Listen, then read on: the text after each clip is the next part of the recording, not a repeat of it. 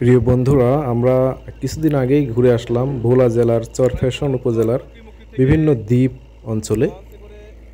তার মধ্যে উল্লেখযোগ্য হচ্ছে ঢাল চর, চর কুকরিমুকরি এবং ভোলা জেলার আরেকটি উপজেলা মনপুরা দ্বীপেও আমরা গিয়েছিলাম।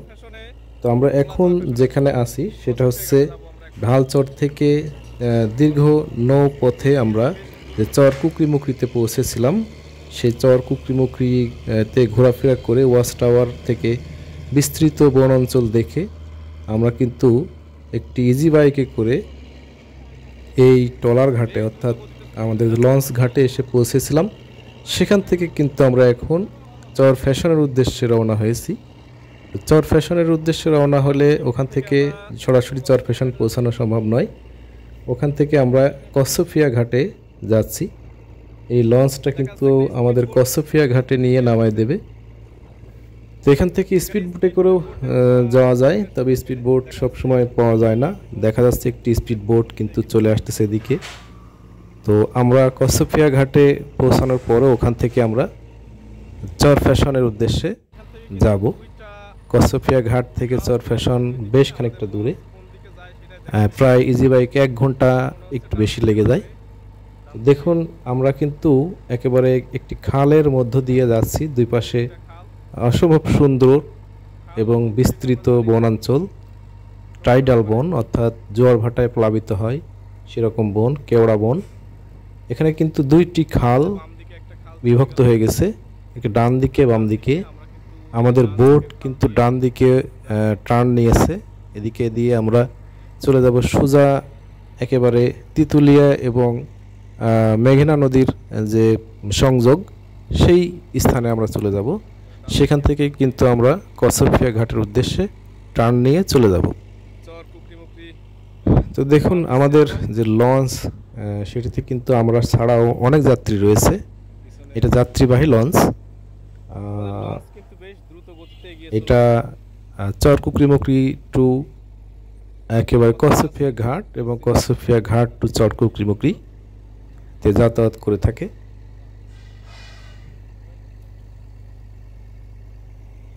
দুপুর 2টার সময় কুকরিমুকরি থেকে কচ্ছপিয়া ঘাটের উদ্দেশ্যে ছেড়ে যায়, আমরা এটি জানতে পারলাম।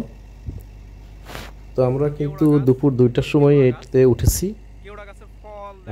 প্রায় ঘন্টাখানিকের একটু বেশি লেগে যাবে। তো দেখুন, এই খালের দুপাশে কেওড়া বন, বিস্তৃত এবং সবুজ কেওড়া বন। অনেক দূরে কিন্তু আমরা চলে এসেছি, কিন্তু আমরা কিন্তু এখনো সেই তেঁতুলিয়া এবং মেঘনার মোহনায় বা সংযোগস্থলে পৌঁছায় নাই। আস্তে আস্তে আমাদের লঞ্চটি এগিয়ে চলেছে। দুপাশে অনেক কেওড়া বন থাকলেও বিভিন্ন ধরনের প্রাণীর দেখা কিন্তু আমরা খুব একটা পাচ্ছি না, তবে মাঝে মধ্যে মহিষের দল এবং গরুর দেখা পাওয়া যাচ্ছে। এই অঞ্চলে মহিষ পালনের জন্য বিখ্যাত। প্রচুর পরিমাণে চারণভূমি, ঘাস পাতা লতা রয়েছে, সে কারণে মহিষ পালন এবং মহিষের দুধের দুগ্ধজাত পণ্য অর্থাৎ পনির, ছানা এবং দধির জন্য এই অঞ্চল বিখ্যাত। চর ফ্যাশন। আমরা কিন্তু মাঝে মধ্যে অন্যান্য নৌকাও দেখতে পাচ্ছি, মাছ ধরা নৌকা ওদিক থেকে আসছে, মেঘনা বা তেঁতুলিয়া নদী থেকে এদিকে আসছে খাল ধরে। তো আমাদের যাত্রাপথে কিন্তু আমরা মাঝে মধ্যেই গোলপাতা গাছ দেখতে পাচ্ছি, আর সবচেয়ে বেশি চোখে পড়ছে কেয়া ফল এবং কেয়া ফুল, কেওড়া ফল। কেওড়া ফল কিন্তু অত্যন্ত সুন্দর দেখতে, চ্যাপ্টা টাইপের, গোল চ্যাপ্টা টাইপের, এবং এর ফুলও কিন্তু অনেক সুন্দর। আমরা কিন্তু ধীরে ধীরে আমাদের যে মেন নদী সেটাতে প্রায় চলে এসেছি দীর্ঘক্ষণ যাত্রার পরে। সামনে কিন্তু দেখা যাচ্ছে একটি বিস্তৃত অঞ্চল। এই বিস্তৃত অঞ্চলই হচ্ছে মেঘনা এবং তেঁতুলিয়া নদী। বামে কিন্তু তেঁতুলিয়া নদী আর ডাইনে মেঘনা নদী। এই ডান দিক দিয়ে আমরা টার্ন নিয়ে আমরা কসপিয়ার উদ্দেশ্যে চলে যাব। এখান থেকে প্রায় আরও 45 মিনিট পরে আরেকটি খাল অতিক্রম করে আমরা কসপিয়াতে পৌঁছাবো।